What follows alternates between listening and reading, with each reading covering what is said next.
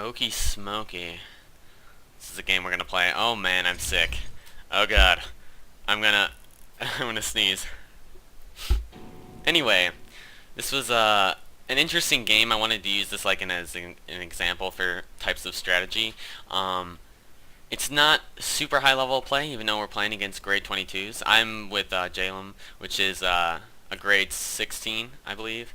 So I was just, having some fun in 2v2 and came across something like this situation. So first thing I want to mention, okay, I'm already pausing, that's right.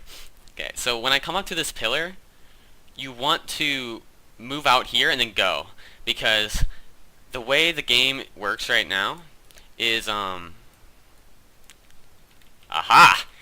The way the game works right now is that, when you're moving, your character is, like, assume, okay, say you're here, when you're moving, your character's really, like, here. Okay? But the game doesn't take that into account from another person's perspective.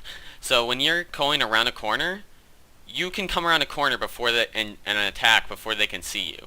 And that's that's also why sometimes it can be bad going around a pillar when someone is chasing you, because then they can turn around and attack you, and you wouldn't have even been able to see them. For the most part, I'm pretty sure that's true, because I've had it done to me countless times, and it's something that I've been like kind of experimenting with.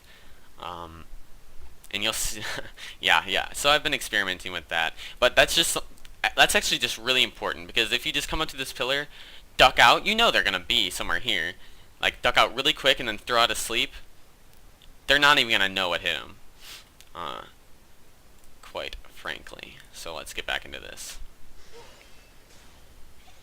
So right now I'm going really aggressive. I see that the Guardian, tried to go on me. I knocked him back. Jalen got a nice CC on him. And right now, I'm just thinking, after I got that injection off, and he's got 50% less health, or 50% less healing, I'm thinking I'm going to go super aggressive. I have my barrier. Nothing can touch me right now. So I'm going to M1 him a lot here. Doing a lot of damage. Now, Blood Shield goes up. Now, this is something I made a mistake. I should have clarity'd here. He's going to fear, and I'm going to get hit, but he breaks it immediately. I have barrier. I'm going to heal myself up one time. I get the inject, and right now, I know it's like game over. I have my ultimate. He just spaced. To be completely fair, if he does have an EX, he can port fear, but still, it's good to throw it down for that chance. So I do hit him with another M1 and throw down my ultimate. And I'm just going to keep him wanting here. See, this whole time I haven't been healing. Let's look at my healing right now. 42 healing. 10 is from barrier, 20 is from healing. I've only healed myself once. And I put out the most damage right now, 285. You can be hyper aggressive with Alchemist if you know how the game, like, what's going on around you, what's going to happen. And how much damage a Guardian can do to you, and what you can do in terms of dodging and kiting. So that was just an easy kill on the BP, and at the very end of it, I think I do come out being number 1 on DPS. So yeah, I had number 1 on DPS, and it looks like I'm stomping these kids. It's funny because, I mean, these guys were grade 22, and I was thinking like, oh, they're probably gonna stomp us because I'm playing with some more average type players, but it was quite the opposite. I suppose Blood Priest definitely has a lot to do with that. Because it's probably not the strongest bloodline right now, but I think its mobility is good enough to stay in the clear with BP. I use my clarity to get off that blood shield, just so it help Jalem out a little bit. And here I'm going super aggressive. I'm in a good position to get onto the BP. He's gonna space over here, and now I'm just thinking, get on my injection, and then just like once I get my injection on, now I gotta think about how much damage is the guard gonna be doing to me.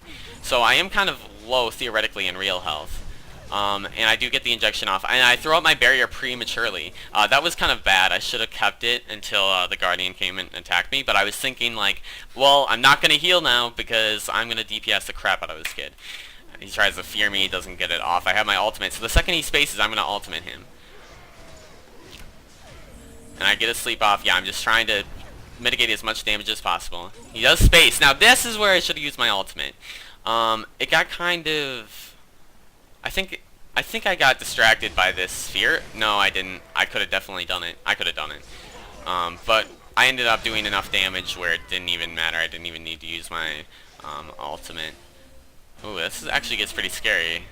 I could have actually died right there. I didn't even notice that. But anyway, yeah, so I'm at the top again with 400 damage, the most healing.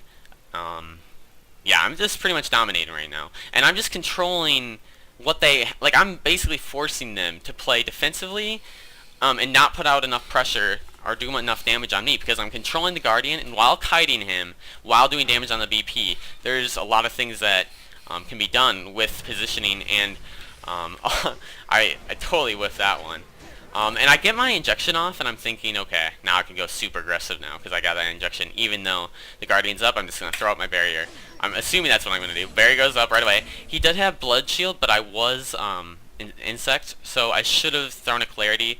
It wasn't cooldown, though, so forget that. He spaced over. He completely whiffed me. And another incident's coming out. And, okay, man, I wish I could rewind. But I knew exactly when he was going to use his Blood Shield, because I have a dot up on him, and it's going to take me like 2 M1s, and I have my ultimate to get a kill. So I know he's got to be using his barrier, his Blood Shield. And as it was in the air, he casted it, and I got it off. It was pretty sick. And he dies as he jumps to J-Lone. And right here, I should just be healing up, because like, yep, we won the game. But no, I'm going the risky style. And yeah, I have the most DPS again at 316. So basically, even though that game wasn't the highest level of skill, it just shows what you can do when you're controlling the situation. Any class that you are, if you have the foresight of what's going to happen in the future, like this is the most probable thing that's going to happen, and if he doesn't do this, then I fucking win anyway. So it's just kind of one of those things where it's like, don't get too discouraged about your bloodline and the thing that you're playing. Focus on being a better player, have better awareness. There's just so many things you can learn and do, and I definitely am not skill capped whatsoever. Right now I'm pretty rusty. I need to practice a lot harder, but that's besides the point. So I hope you enjoyed this. Me doing some deeps, some DPS, and you can find my stream at twitch.tv/GK_in-season. Subscribe to this YouTube channel. I'm going to try to do a analysis video a day, every single day. Also, the patch is coming out tomorrow, so I'm going to be, well, technically today, because I'm uploading this at 2 a.m. Unfortunately enough for me and my school. Anywho, Bloodline Champions 2 is coming out. I'm just going to stream and put out as much content as I can as fast as physically possible. And I'm going to do a 24-hour marathon over the weekend. So I'm going to go balls deep into this new patch, and I hope you guys enjoy it as much as I do. Peace.